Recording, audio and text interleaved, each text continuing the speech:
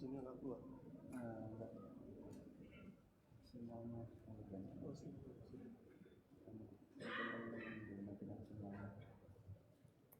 Bismillah. Assalamualaikum warahmatullahi wabarakatuh. Alhamdulillah wassalatu wassalamu ala Rasulillah wa ala alihi wa sahbihi wa mawalah. Wa asyhadu an la ilaha illallah wahdahu la syarikalah wa asyhadu anna Muhammadan abduhu wa rasuluh.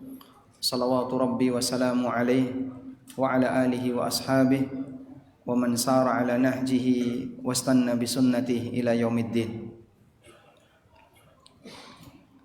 Alhamdulillah, puji syukur kita haturkan kehadirat Allah Azza wa Jalla.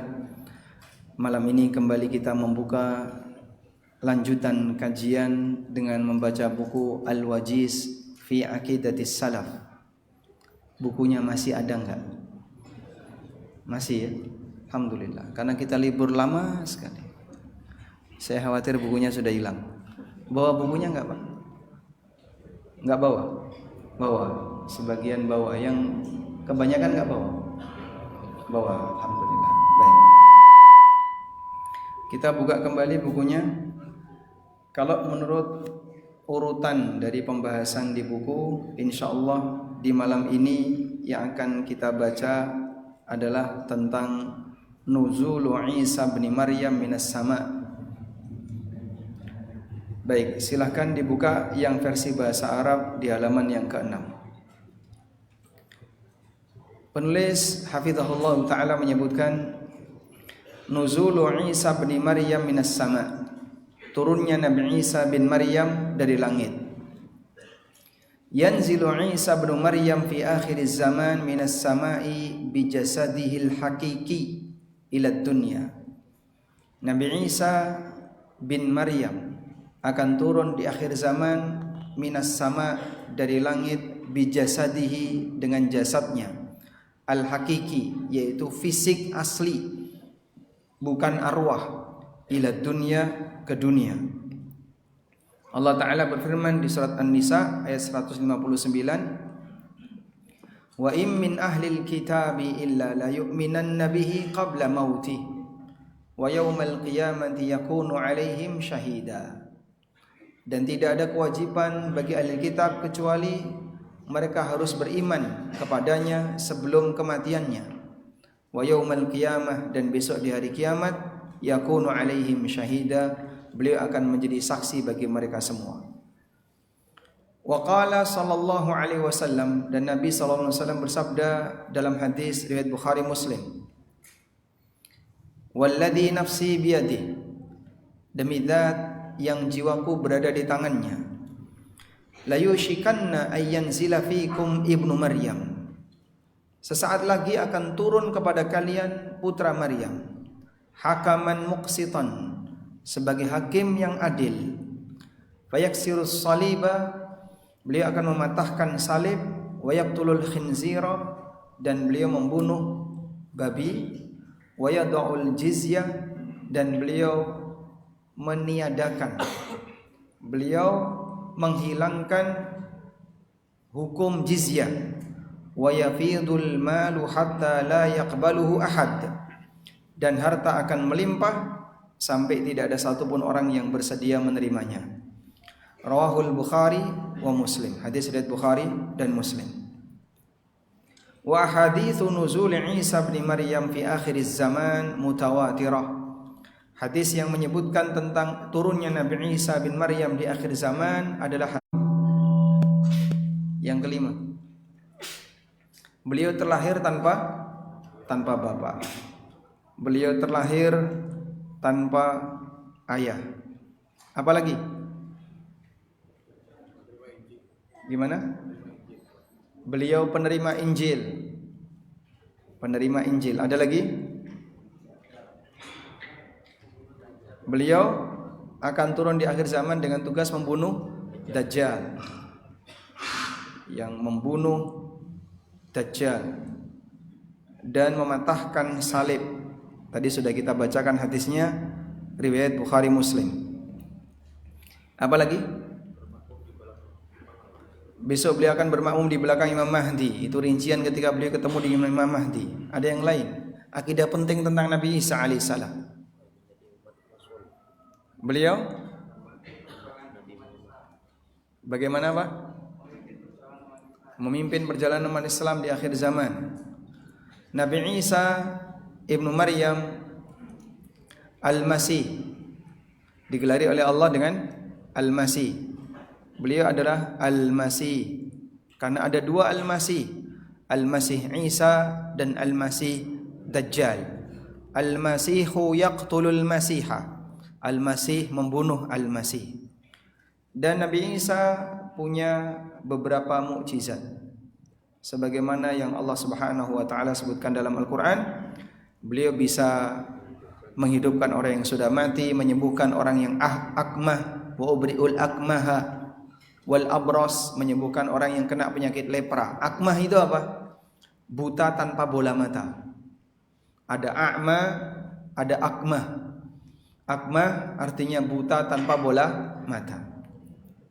Antara beliau dengan Nabi Muhammad tidak ada nabi. Sebagaimana yang disampaikan oleh Rasulullah SAW dalam hadis Bukhari, innahu laisa baini wa bainahu nabi. Tidak ada nabi antara aku dengan Nabi Isa alaihissalatu wassalam. Maka kalau anda pernah mendengar ada nabi namanya Nabi Jarjis yang itu diutus setelah Isa alaihissalam, ini kurang tepat karena tidak ada nabi pasca Nabi Isa alaihissalam. Tidak ada nabi antara Isa dengan Nabi Muhammad sallallahu alaihi wasallam. Baik. Selanjutnya, coba kita tarik ke atas. Beberapa poin keyakinan kita tentang Nabi Isa alaihissalatu wassalam. Yang pertama, beliau adalah hamba yang diciptakan oleh Allah dan terlahir tanpa bapak. Ini yang menjadi titik pembeda antara kita dengan orang Nasrani. Ada satu kejadian di mana Allah Subhanahu wa taala hendak menunjukkan maha kuasanya kepada para hambanya. Ini kenapa? Bismillah. Kalau begini belakang dengar. Bismillah.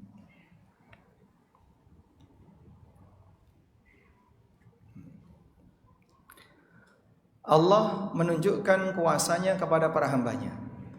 Manusia tercipta dengan 4 cara. 1, ada yang tercipta punya bapak, punya ibu. Siapa itu? Kita semua.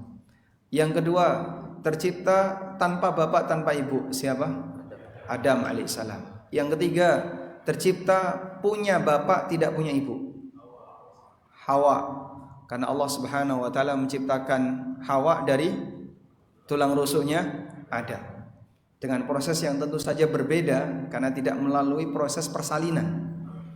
Yang keempat, Allah ciptakan manusia punya ibu, enggak punya bapak. Siapa itu? Isa alaihissalatu wassalam. Sehingga sempurnalah ciptaan Allah Subhanahu wa taala untuk manusia.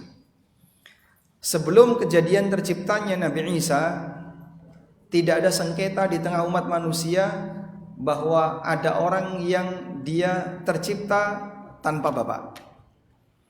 Begitu tercipta Nabi Isa alaihissalam, maka manusia terbagi menjadi 3 golongan.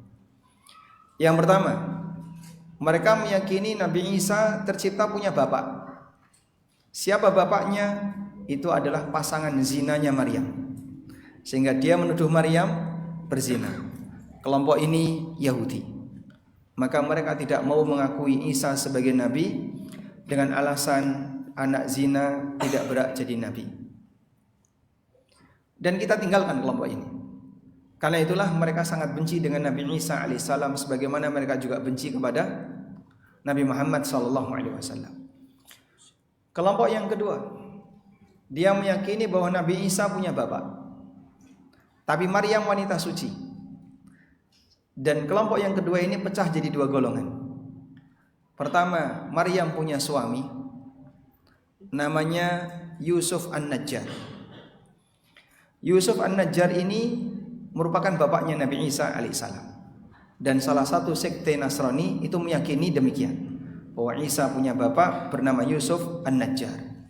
Di dekat studio ANB itu ada sebuah gereja yang nama gerejanya Yusuf Sang Pekerja. Kalau dalam bahasa Inggris mereka sebut Yusuf the Carpenter. Dalam bahasa Arab adalah Yusuf An-Najjar.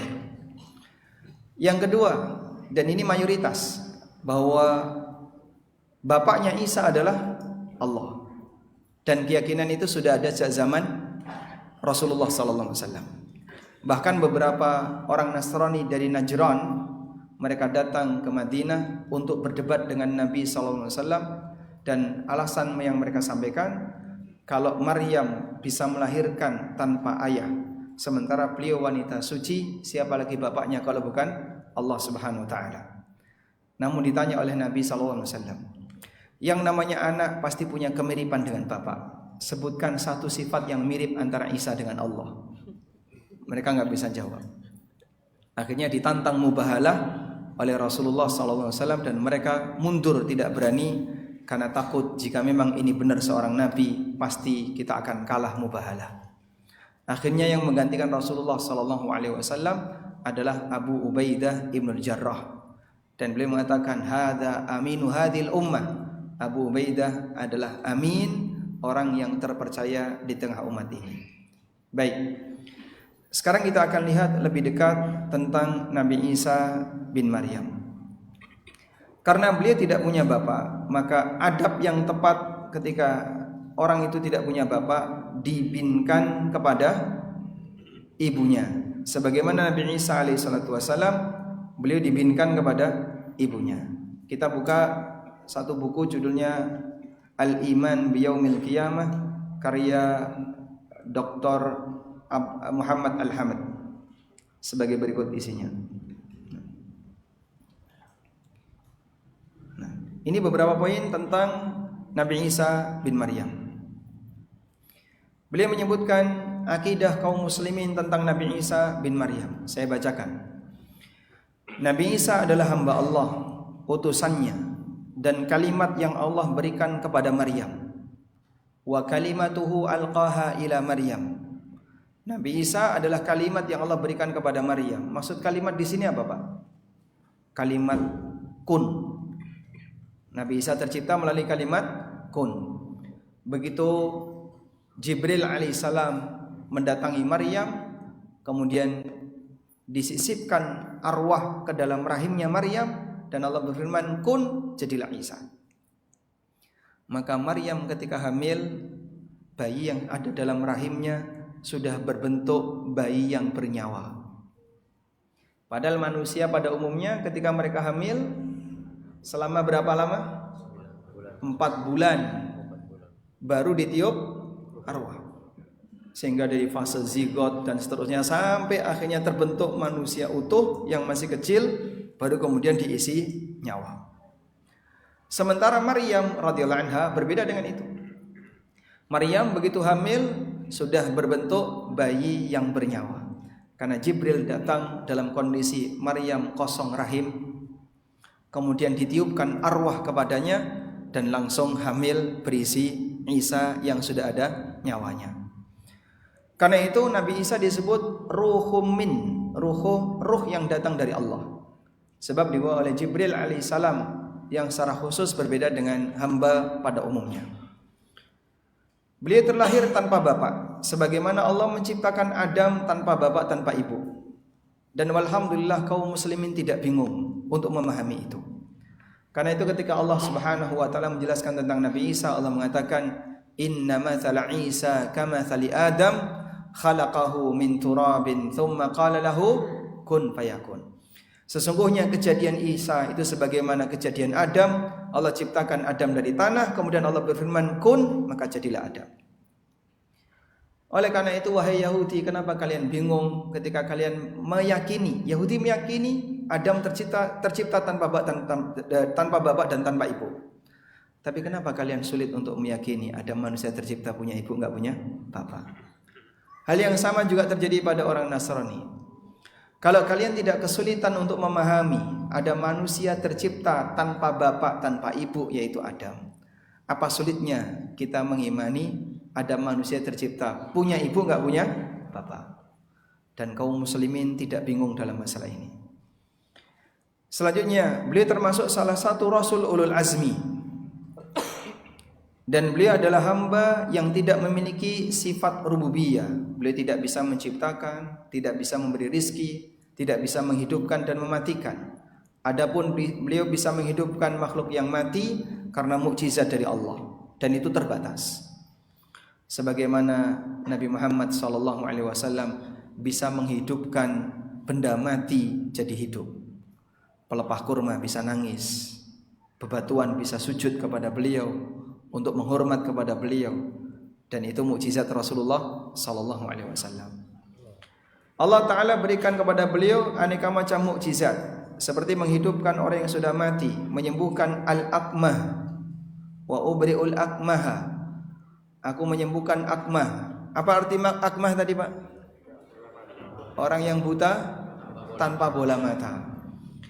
Wa annahu kallaman nasa fil mahdi sabiyan, dan Nabi Isa alaihissalam bisa berbicara ketika beliau masih bayi di gendongan.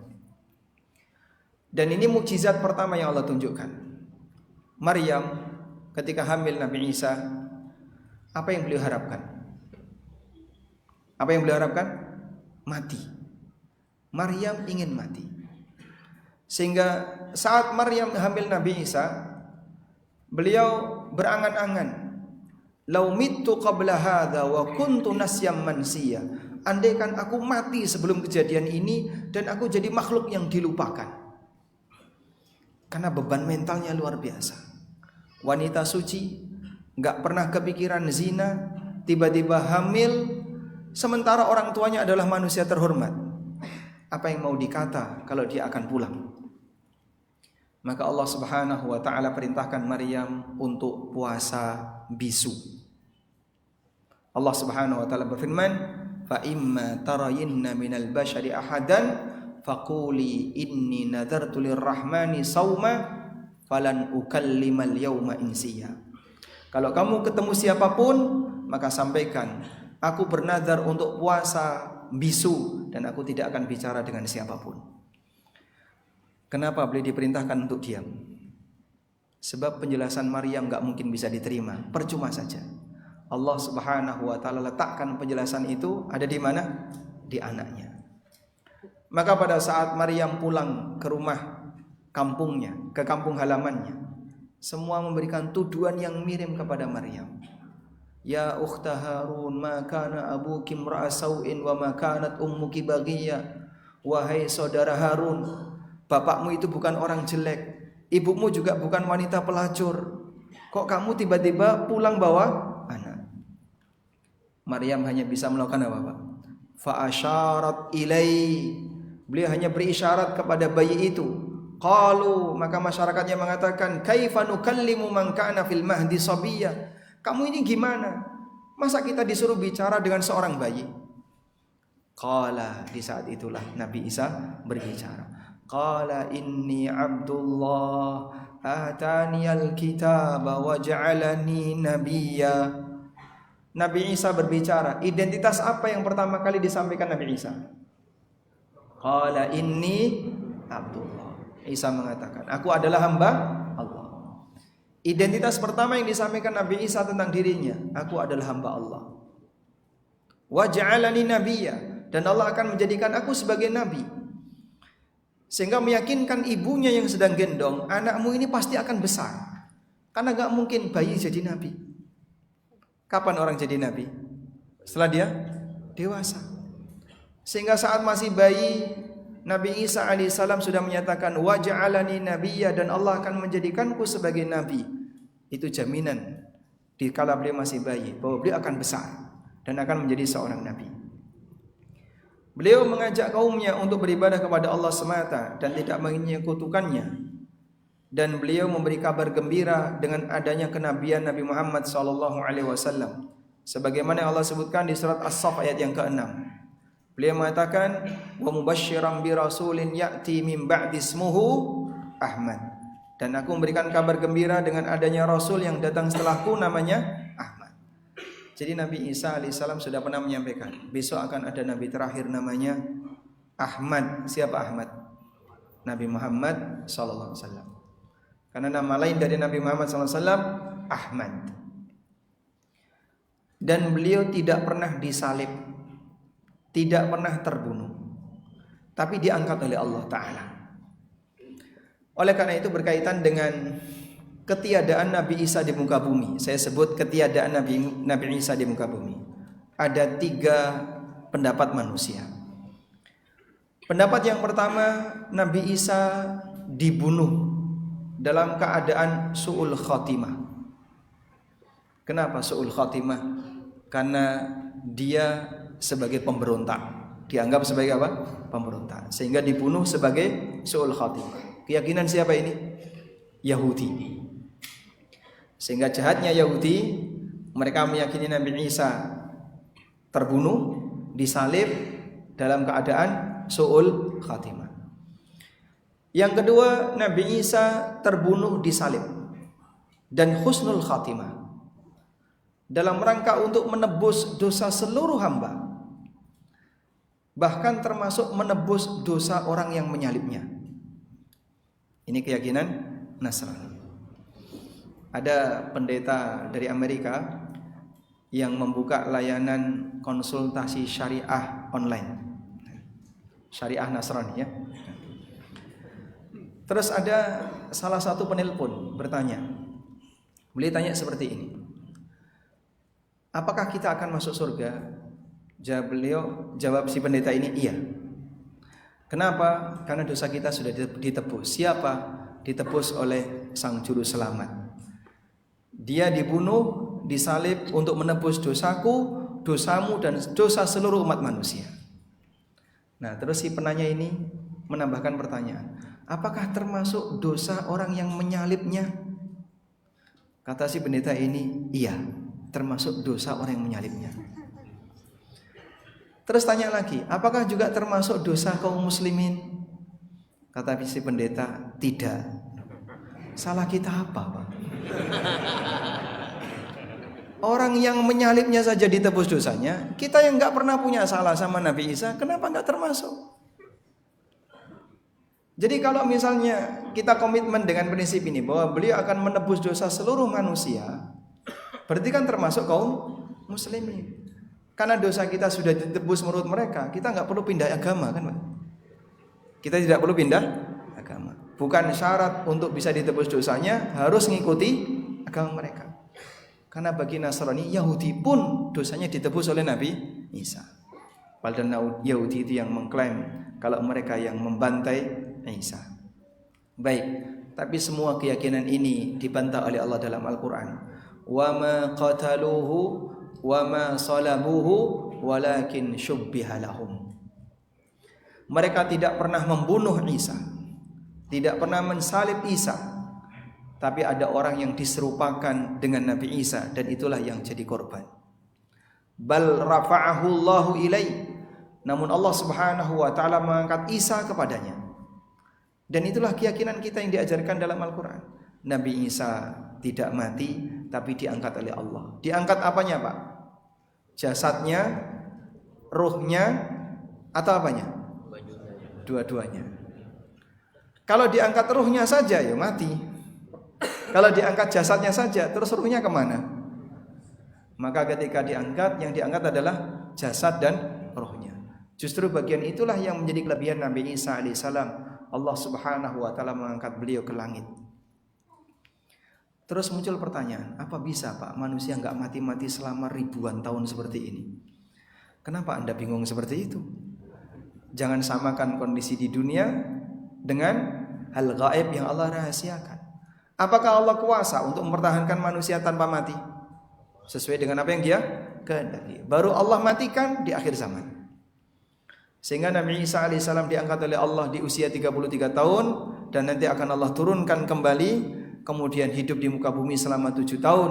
Di usia 40 tahun beliau meninggal alaihi salatu wassalam. Baik. Kemudian Nabi Isa akan turun di akhir zaman, dan beliau akan mati di bumi, wa yudfanu fiha, dan dimakamkan di bumi. Dan beliau akan dibangkitkan dari bumi sebagaimana Bani Adam yang lain. Sifat Nabi Isa alaihissalam disebutkan dalam banyak hadis, rajulun marbu'ul qamah. Beliau adalah seorang yang tingginya standar. Marbu' artinya tinggi standar, tidak terlalu jangkung dan tidak pendek. Laisa bit tawil wala bil qasir, tidak tinggi dan tidak pendek. Ahmar, kulitnya merah. Ja'dur ra'si, aridus sadr, sibtus syi'r, ka'annama kharaja min dimas ay hamam, lahu limmah qad rajjalaha tamla'u ma baina mankibai. Kemudian kepalanya, rambutnya bergelombang, dadanya lebar.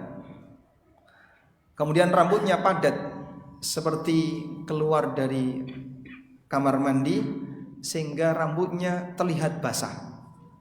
Lahu limmah, rambutnya melebihi telinga. Namanya limmah, ada limmah, ada jumma. Jumma itu rambut kalau nyentuh pundak namanya jumma. Beliau rambutnya limmah. Qad rajjalaha tamla'u ma baina mankibai, dan memenuhi di antara pundaknya. Selanjutnya, kenapa beliau disebut dengan Al-Masih? Al-Masih Isa bin Maryam. Ada 23 pendapat mengenai alasan kenapa Nabi Isa disebut Al-Masih. Kita sebutkan di antaranya ya. Kenapa Nabi Isa disebut Al-Masih? Karena beliau punya kemampuan menyembuhkan dengan cara mengusap. Al-Masih dari kata masaha yang artinya mengusap. Disebut Al-Masih karena beliau menyembuhkan dengan cara mengusap. Waqila, dan ada yang mengatakan Al-Masih dari kata Hamashi, yang itu dalam bahasa Yahudi artinya As-Siddiq. Kemudian ada juga yang mengatakan karena beliau ketika keluar dari rahim ibunya dilumuri dengan minyak wangi. Mamsuh, beliau terusap dengan lumuran minyak wangi. Dan ada versi yang lain, dan ada yang mengatakan li'annahu yamsahul arda, dan beliau mengusap permukaan bumi karena Nabi Isa alaihissalatu wassalam itu pengembara. Beliau tidak tinggal di satu tempat, tapi berpindah dari satu tempat ke tempat yang lain. Dan masih banyak riwayat yang lain. Intinya Nabi Isa alaihissalatu wassalam digelari Al-Masih, dan ada banyak versi para ulama dalam menjelaskan itu semuanya istihadi. Ada yang mengatakan Nabi Isa disebut Al-Masih karena beliau mengusap permukaan bumi disebabkan sangat rajinnya beliau mengembara. Ada yang menyebut kaki beliau itu datar. Dan ada yang mengatakan Al-Masih karena beliau mengusap sebagai bentuk mukjizat beliau untuk menyembuhkan orang sakit dan orang yang buta. Selanjutnya kita akan baca beberapa keterangan dalam dalil tentang turunnya Nabi Isa alaihissalatu wassalam. Allah mengatakan di surat Az-Zukhruf ayat 61, "Wa innahu la'ilmun lis-sa'ah fala tamtarunna biha wattabi'un hadza siratum mustaqim." Dan Nabi Isa adalah bagian dari tanda hari kiamat, maka janganlah kalian ragu dengan hal itu. Wattabi'un, dan ikutilah aku, hadza siratum mustaqim, ini adalah jalan yang lurus. Dan turunnya Nabi Isa alaihissalam mendekati kiamat, sehingga Allah sebut la ilmun lis-sa'ah. Nabi Isa adalah tanda bagi hari kiamat. Bisa dibaca la alamun lis-sa'ah, bisa dibaca la ilmun lis-sa'ah.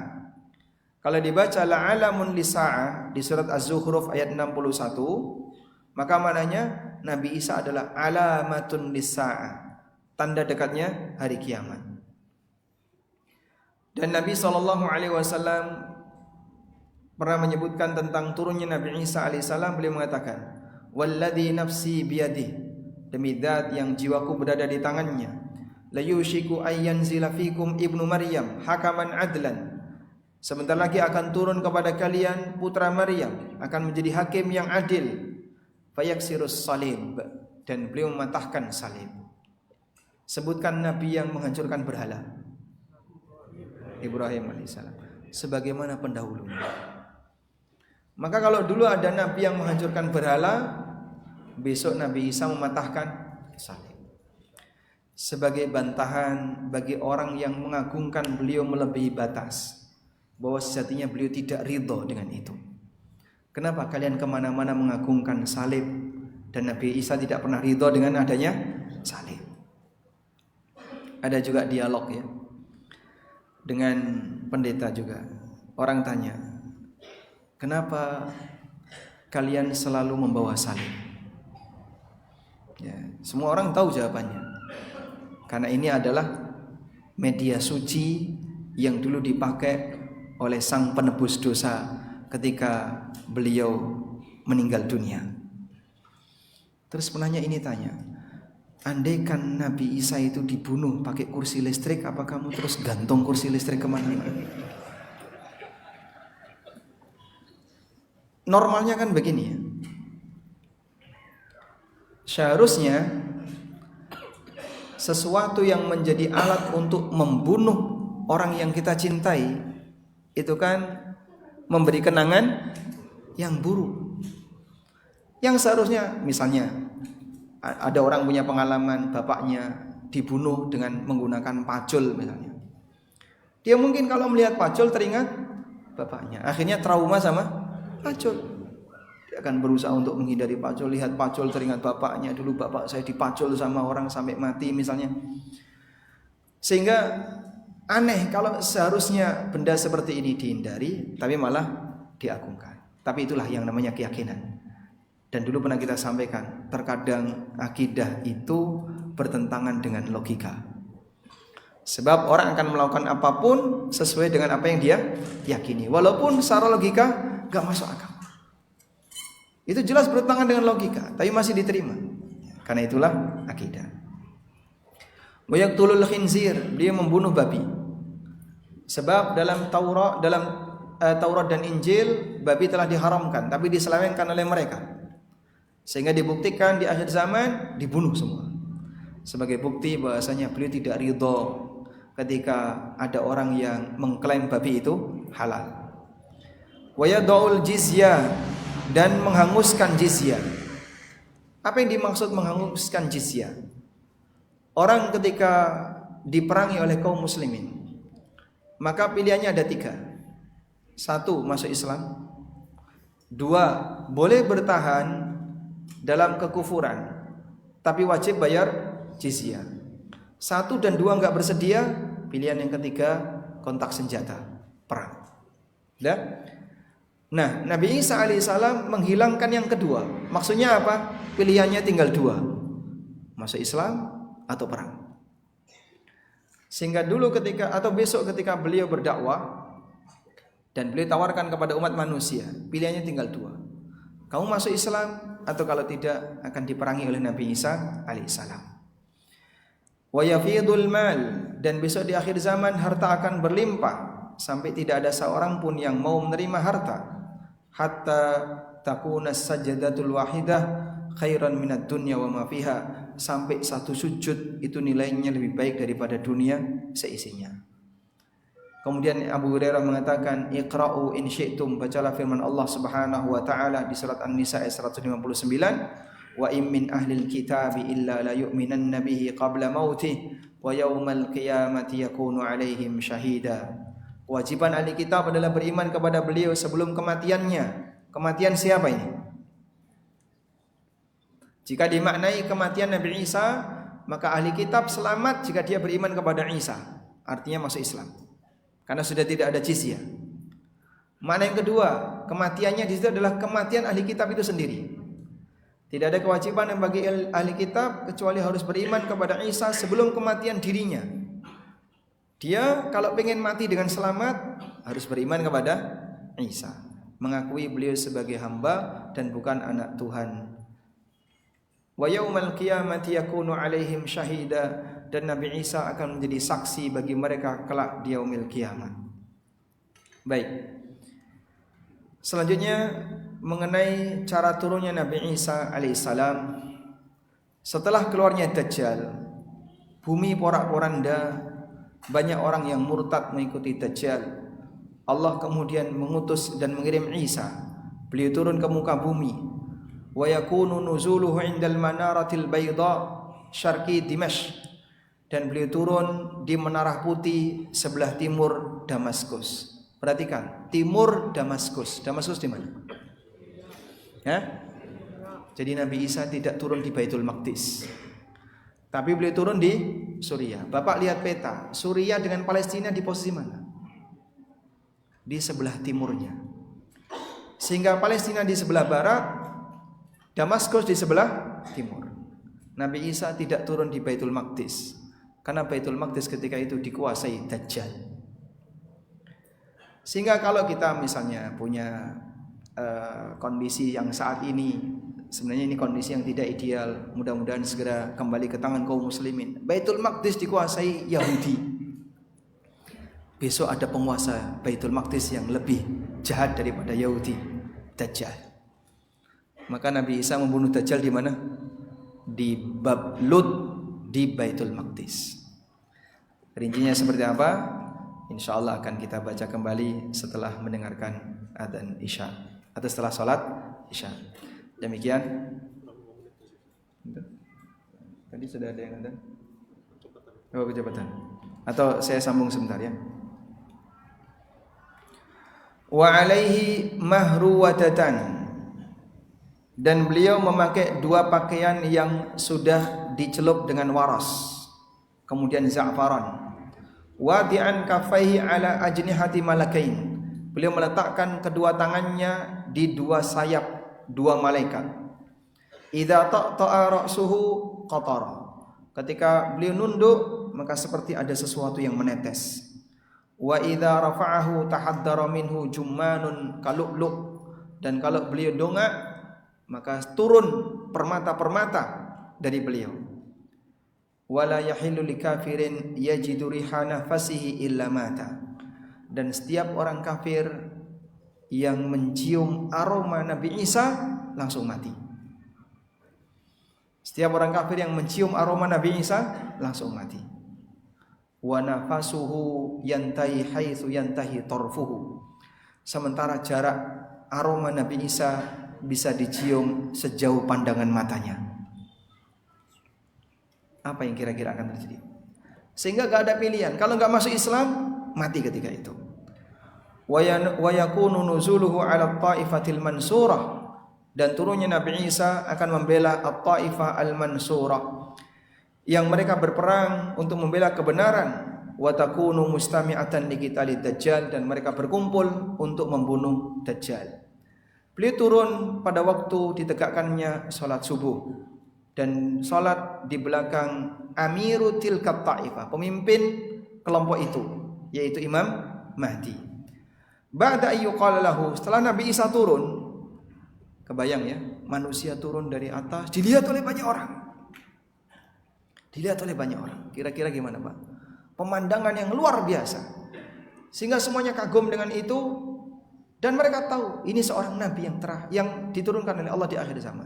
Dipersilahkan, salli bilana, silakan Anda jadi imam. Namun Nabi Isa alaihissalam tidak mau, dan beliau mengatakan, inna ba'dakum ala ba'din umara. Tidak, yang jadi imam adalah kalian. Kata Rasulullah SAW, takrimatallahi hadhil ummah, Allah memuliakan umat ini. Di mana Nabi Isa alaihissalam tidak mau jadi imam, dalam rangka memuliakan umat Nabi Muhammad SAW. Sehingga yang jadi imam adalah Imam Mahdi. Wallahu a'lam. Tayyib, agar nanti tidak nabrak adzan Isya, kita cukupkan sampai di sini. Insyaallah nanti selesai salat Isya kita lanjutkan kembali. Wassallallahu ala nabiyyina Muhammadin wa ala alihi wa sahbihi wasallam.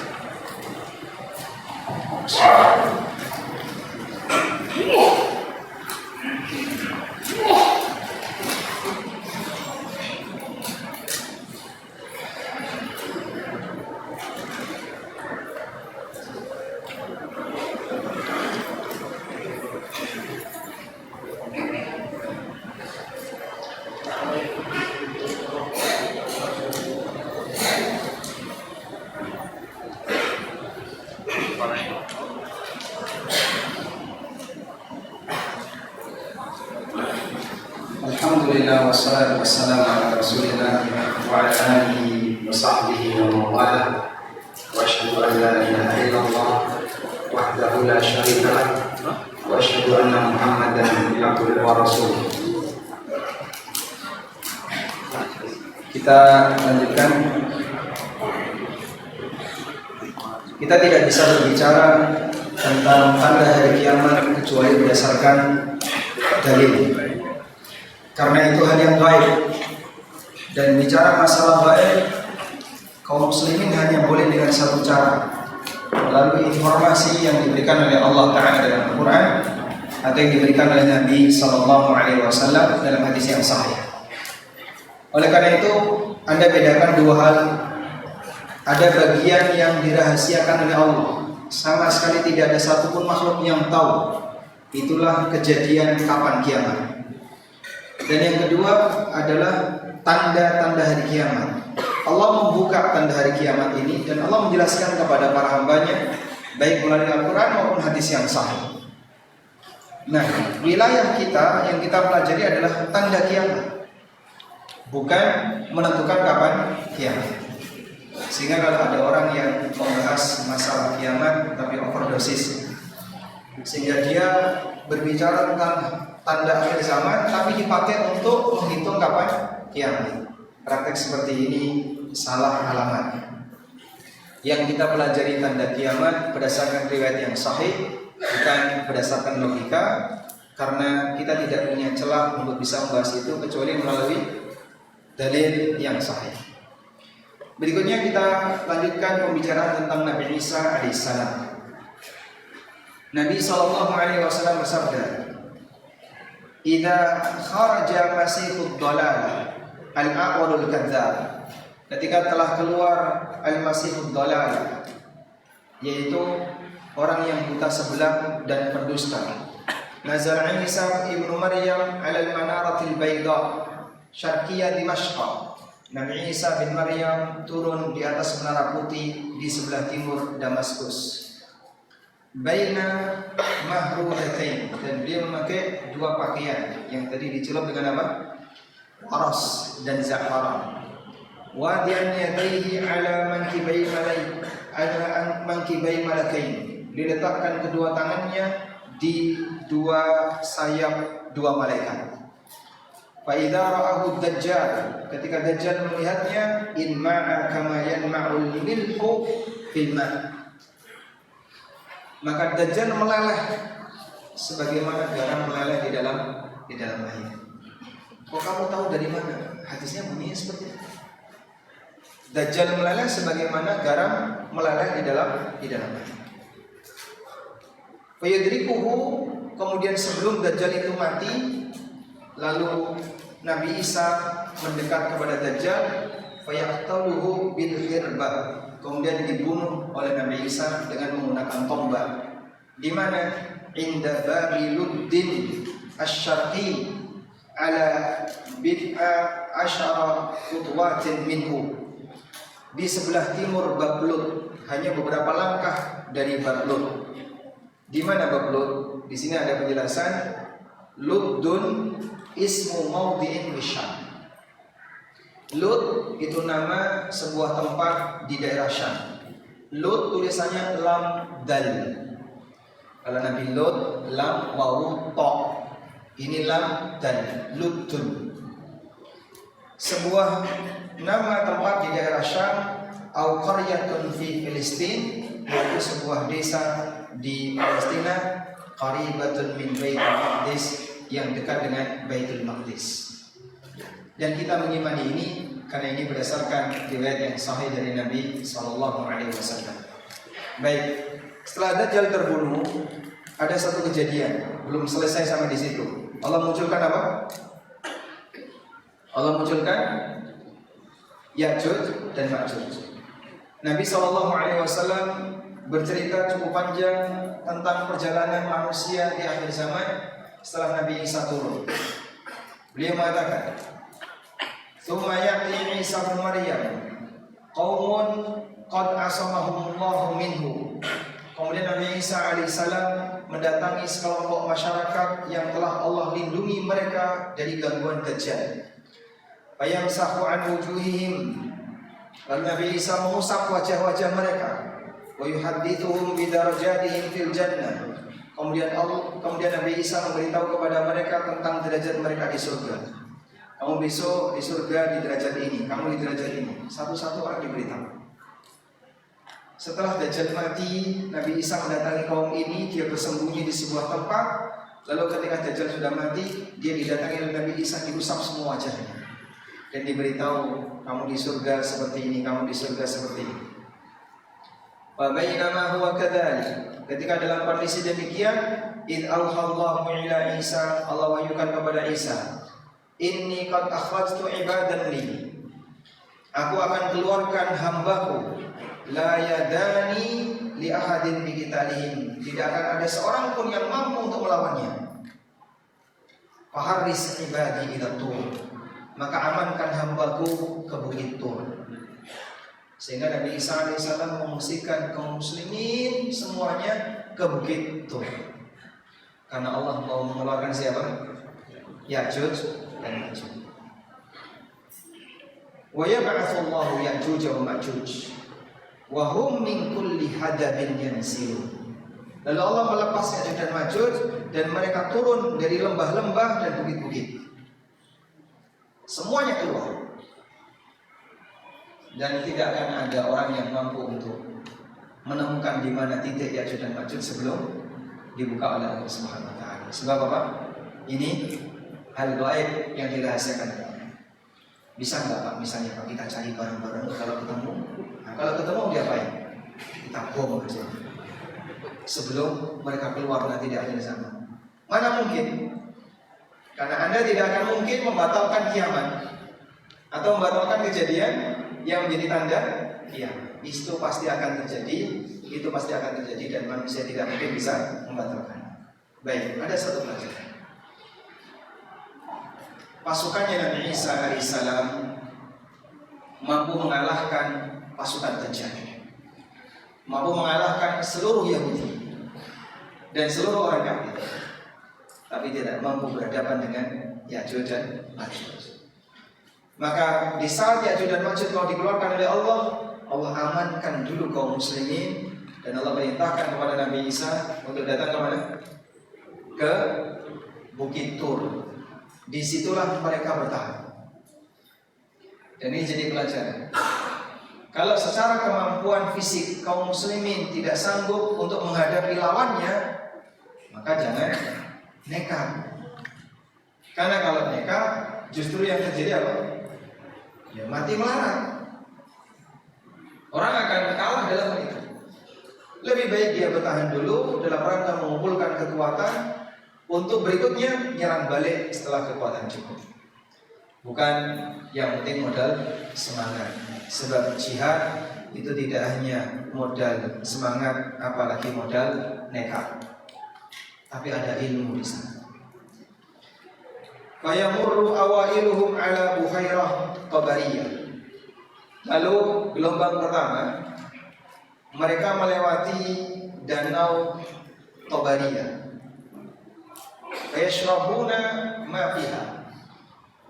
Air danau Tabariyah diminum sampai habis. Ada manusia hidup sampai sekarang, ada yang minum air danau sampai habis. Ya'juj dan Ma'juj begitu keluar, minum air danau sampai habis.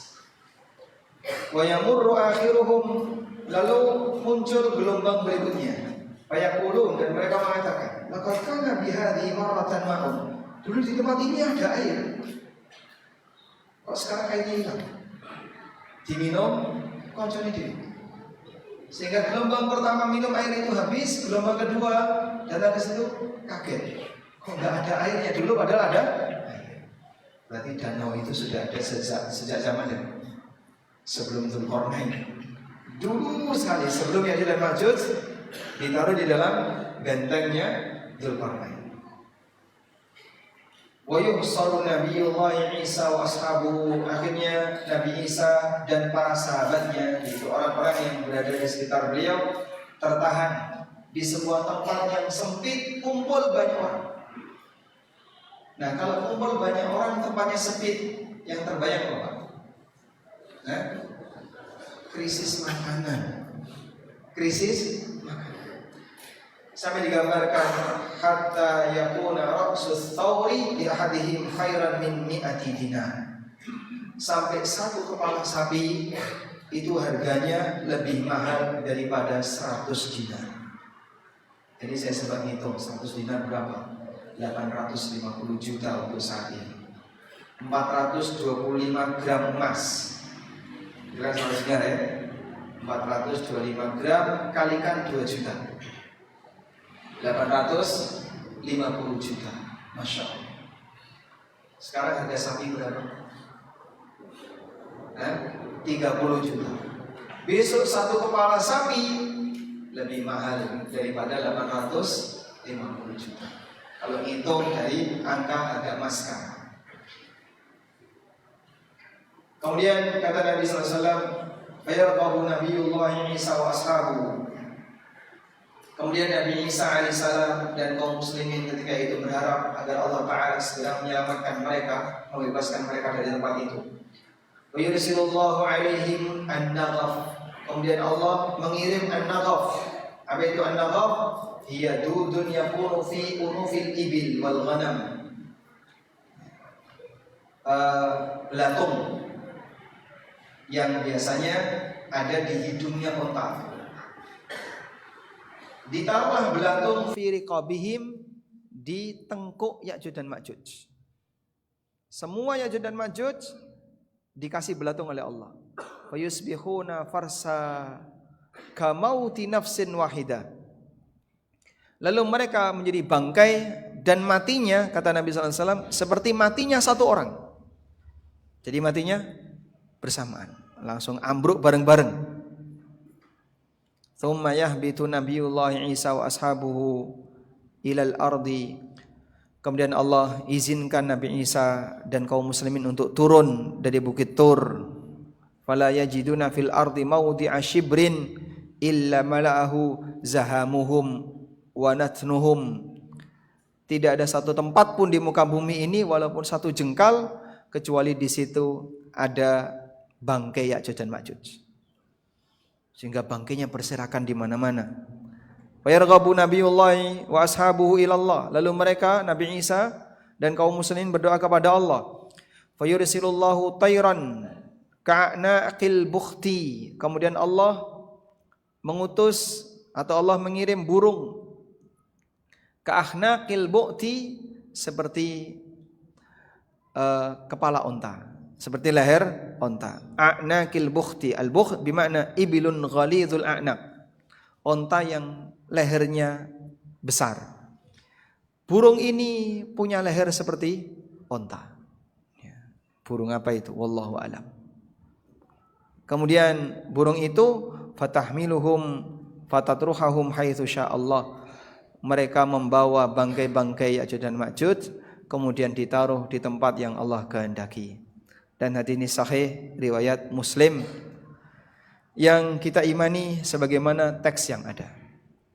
Baik. Nah, dengan membaca seperti ini akan membuat tambah iman bagi kita berkaitan dengan maha kuasanya Allah Subhanahu wa taala. Ada banyak kejadian-kejadian luar biasa di akhir zaman dan itu menjadi bagian dari tanda kiamat kubra, tanda kiamat yang besar. Selanjutnya jamaah, kita beralih ke Imam Mahdi. Setelah kita mempelajari Nabi Isa, Berikutnya, penulis menyebutkan di antara tanda hari kiamat khurujul mahdi al-muntadhar. Keluarnya Imam Mahdi al-muntadhar. Kenapa Imam Mahdi disebut al-muntadhar? Al-muntadhar artinya apa? Yang dinantikan, yang ditunggu. Karena kaum muslimin merindukan pemimpin yang bisa menyatukan semua umat. Dan itu hanya terjadi pada Imam Mahdi. Setelah mereka terpecah menjadi banyak negara, menjadi banyak kelompok, menjadi banyak golongan, dan nanti baru akan kembali bersatu dengan munculnya Imam Mahdi. Sehingga sekarang ada banyak sekali negara Islam. Indonesia mayoritas penduduknya Muslim. Kemudian negara-negara yang ada di Timur Tengah, negara Islam. Pakistan, negara Islam. Bangladesh termasuk negara Islam ya. Beberapa negara Islam masing-masing punya pemimpin-pemimpin. Imam Mahdi menyatukan mereka semua. Nabi SAW mengatakan, huwa rajulu min ahlil bait. Imam Mahdi termasuk ahlul bait. Yuwati'u ismuhu isman Nabi SAW. Namanya sama seperti nama Nabi SAW. Berarti namanya siapa? Muhammad. Yakhruju fi akhiriz zaman. Dan akan keluar di akhir zaman. Yu'ayyidud dina, memenangkan agama. Wa yudhirul adla, menampakkan keadilan. Wa ya'ummul muslimina wa Isa bin Maryam yusalli khalfah, menjadi imam bagi kaum muslimin, dan Isa bin Maryam salat di belakang beliau. Kalian yang imami di antara kalian, di antara sama kalian, takrimatullahi lihadil ummah, Allah memuliakan umat ini, sehingga yang jadi imam bukan Nabi Isa tapi Imam Mahdi. Dan ini menunjukkan bahwasanya Nabi Isa bukan umat Muhammad sallallahu alaihi wasallam, tapi diturunkan di tengah umat Muhammad di akhir zaman. Sehingga status beliau bukan jadi nabi baru, tapi status beliau mengikuti syariat Rasulullah sallallahu alaihi wasallam. Muncul pertanyaan. Dalam syariat Nabi Muhammad jizyah itu ada. Tapi kenapa Isa menghapuskan jizyah? Dijawab oleh para ulama bahwa Nabi Muhammad SAW sendiri pernah mengatakan bahwa jizyah itu berlaku ila nuzul Isa, sampai turunnya Isa. Sehingga batasan berlakunya jizyah telah ditetapkan dalam syariat Rasulullah SAW oleh beliau sendiri. Hanya berlaku sampai turunnya Isa. Sehingga beliau tidak ngoreksi syariat Rasulullah SAW, tapi perubahan itu sudah beliau tetapkan. Begitu turun Nabi Isa sudah tidak berlaku. Dan ketika turun Nabi Isa menerapkan ini, sehingga pilihannya ketika beliau menghadapi pasukan orang non-muslim, maka tinggal dua. Kalau enggak masuk Islam, dibunuh. Wa ahaditsu khurujil mahdi fi akhir zaman mutawatirah. Hadis tentang keluarnya Imam Mahdi di akhir zaman itu hadis mutawatir.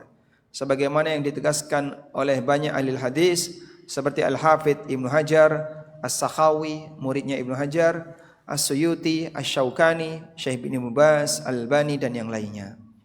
Wallahu a'lam. Selanjutnya jamaah, coba kita lihat lebih dekat tentang Imam Mahdi. Baik. Kembali ke buku yang tadi kita gunakan sebagai referensi, Al-Iman Biyaumil Qiyamah. Di sini disebutkan tentang Imam Mahdi cukup banyak ya, penjelasannya.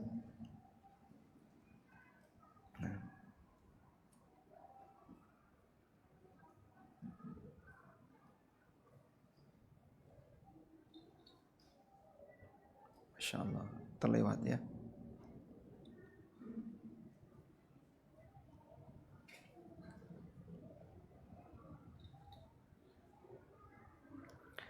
Asyratus Sa'ah Al-Kubra. Nah, di sini. Kita lihat di sini keterangan beliau. Al-Mahdi Al-Muntadhar, salah satu di antara tanda hari kiamat. Terdapat banyak hadis yang menyebutkan hal itu. Di antaranya, siapakah Al-Mahdi? Beliau adalah orang di kalangan Ahlul Bait, keluar di akhir zaman, dan nanti akan menjadi pemimpin umat ini dan memimpin selama 7 tahun, memenuhi bumi dengan keadilan sebagaimana sebelumnya penuh dengan kezaliman. Di masa beliau umat akan mendapatkan banyak kenikmatan, di mana pemimpin mereka adalah orang yang adil. Di samping itu Allah banyak menurunkan hujan dan bumi banyak menumbuhkan tanaman. Wa yu'tal mal bighairi adadin. Allah keluarkan harta tanpa batas, jumlahnya banyak sekali. Namanya sama seperti nama Nabi sallallahu alaihi wasallam dan bapaknya juga sama, sehingga namanya Muhammad bin Abdullah. Keturunan Fatimah radhiyallahu anha, putri Rasulullah sallallahu alaihi wasallam. Anaknya siapa? Hasan atau Husain? Anaknya Hasan. Thumma min waladil Hasan bin Ali radhiyallahu anhuma. Sifat beliau, di antara sifat fisik beliau, ajlal jabhah. Dahinya itu jelas, terang. Aknal anfi, hidungnya mancung. Beliau keluar min kibalil masyrik, dari arah timur sebagaimana disebutkan dalam banyak hadis. Dan hadis tentang Al-Mahdi adalah hadis yang mutawatir. Dalam hadis yang diriwayatkan oleh Al-Hakim, Nabi sallallahu alaihi wasallam bersabda, "Yakhruju fi akhir ummati al-Mahdi." Akan keluar di tengah umatku di akhir zaman Al-Mahdi. Yuskihillahul ghaitha. Allah turunkan hujan untuk beliau. Wa tukhrijul ardu nabataha. Bumi mengeluarkan tanamannya. Wa yu'til mala sihahan. Dan beliau akan memberikan harta sihahan. Ma mana sihahan? Yakthur.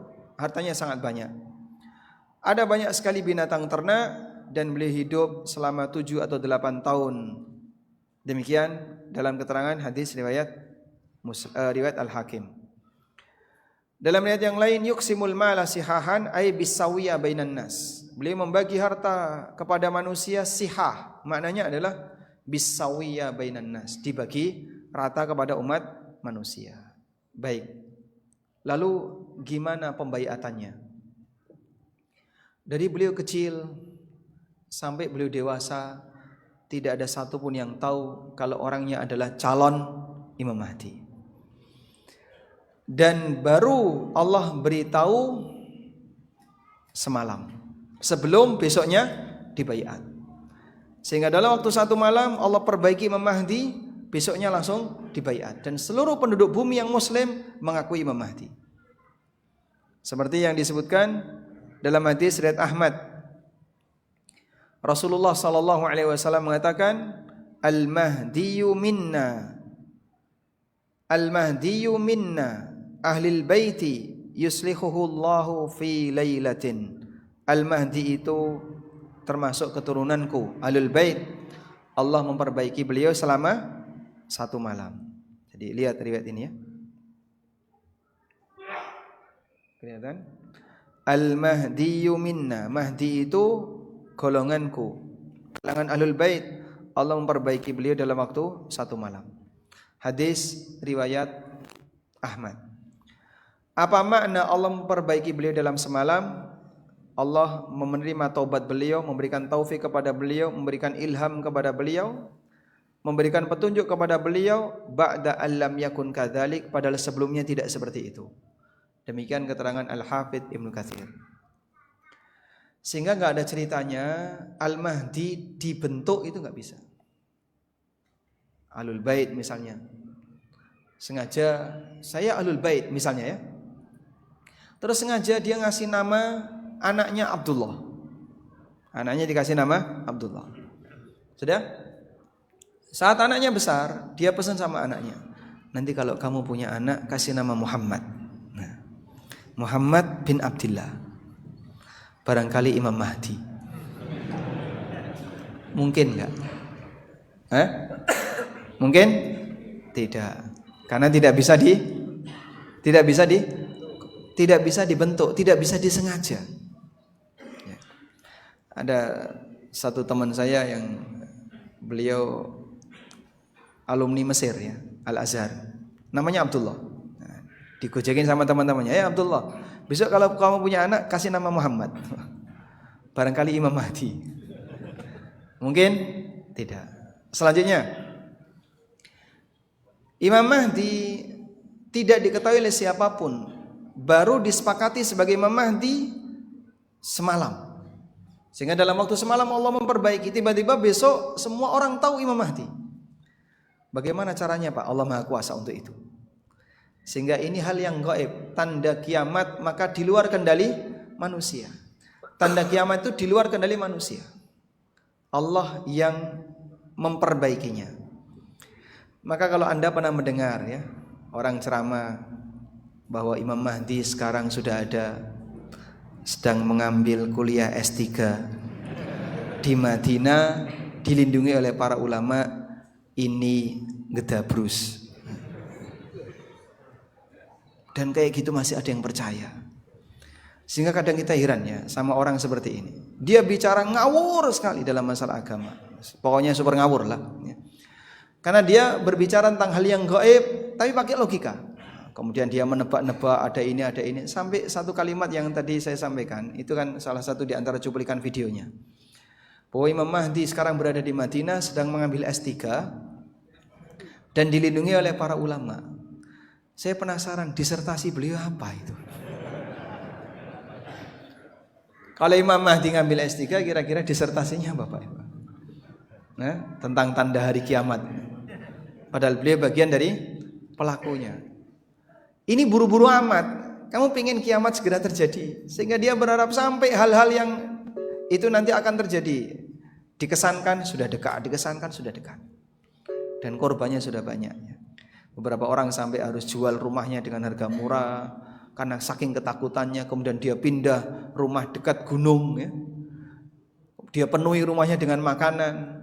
Ditunggu katanya tanggal 12 bulan 12 tahun 2012 adalah hari apa? Hari belanja online kan tuh. 12 ya. Itu bukan hari kiamat, itu hari belanja online kan. Ada Harbolnas kan itu ya. Hari belanja online nasional 12 Desember. Baik, ini ada-ada saja. Tapi banyak orang yang percaya. Makanya ada ungkapan likulli syai'in warith. Semua yang dibuang orang itu pasti ada yang nemu, Pak. Semua yang dibuang orang pasti ada yang nemu. Sampai putung rokok pun ada yang nemu. Maka orang ngomong ngawur kenapa ada pengikutnya? Ya itulah. Likulli syai'in warith. Baik. Dan Rasulullah SAW juga menyebutkan dalam hadis yang lain dari Abu Hurairah radhiyallahu anhu, masih tentang Imam Mahdi, kaifa antum idza nazala ibnu Maryam fikum? Bagaimana kondisi kalian ketika turun Isa bin Maryam di tengah kalian? Beliau mengatakan wa imamukum minkum, imam kalian tetap dari kalangan kalian. Hadis sahih riwayat Bukhari dan Muslim. Walhamdulillahirabbil alamin. Demikian yang bisa kita bahas. Semoga yang sedikit ini bermanfaat. Wassallallahu ala nabiyyina Muhammadin wa ala alihi wa sahbihi wasallam.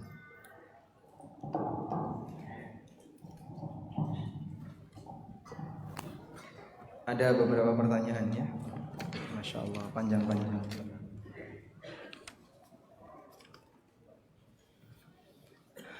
Pertanyaan yang pertama, saat Nabi Isa turun atau saat Nabi Isa lahir, daerah saat itu gersang atau bersalju, banyak pohon-pohon kurma atau pohon cemara, di kebun atau di kandang domba?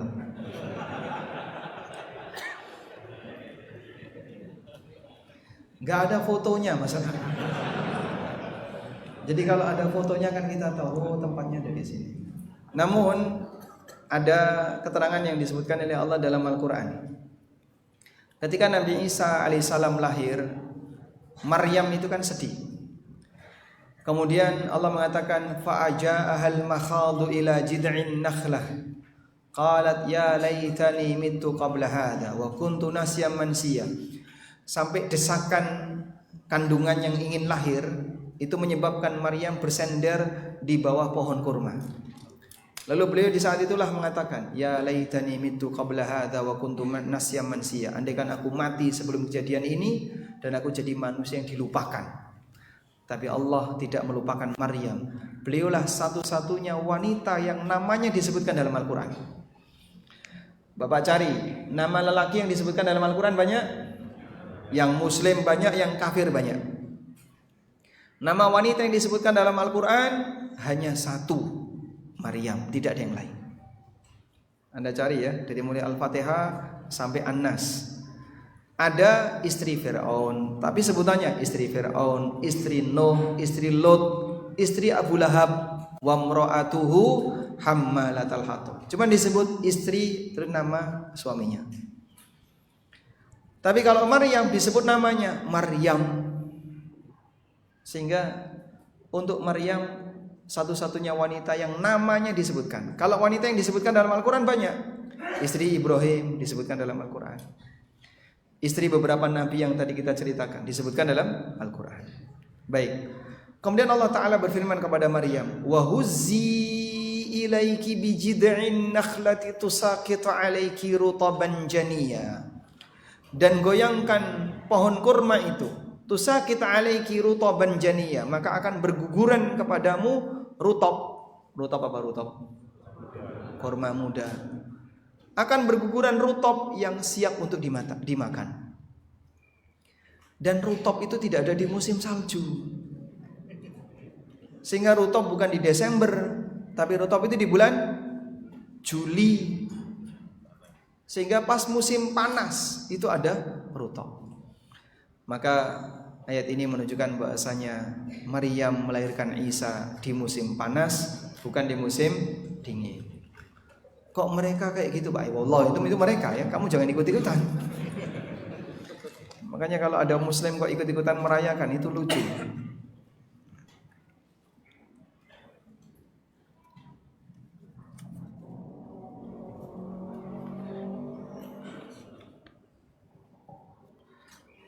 Kita cari pertanyaan yang sesuai tema dulu ya. Assalamualaikum. Waalaikumsalam. Apakah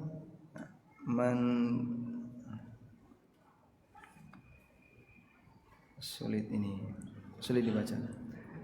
Komunitas pingpong, nah? Dibolehkan dalam salafi. Baterainya habis. Oh ya, baterainya habis. Apabila komunitas tersebut lebih loyal kepada anggota komunitas dibandingkan di luar anggota. Ya ini berlebihan ya. Misalnya, mohon maaf ya, karate terus apa lagi? Bela-bela diri itu kan kadang membangun loyalitasnya berlebihan. Pokoknya kalau enggak satu perguruan musuh, itu bahaya. Tapi yang lebih bahaya lagi, kalau tidak satu klub sepak bola, masya Allah. Berapa korban orang Malang dan berapa korban orang Surabaya gara-gara bal-balan? Banyak ya? Banyak. Dan itu disebabkan karena apa?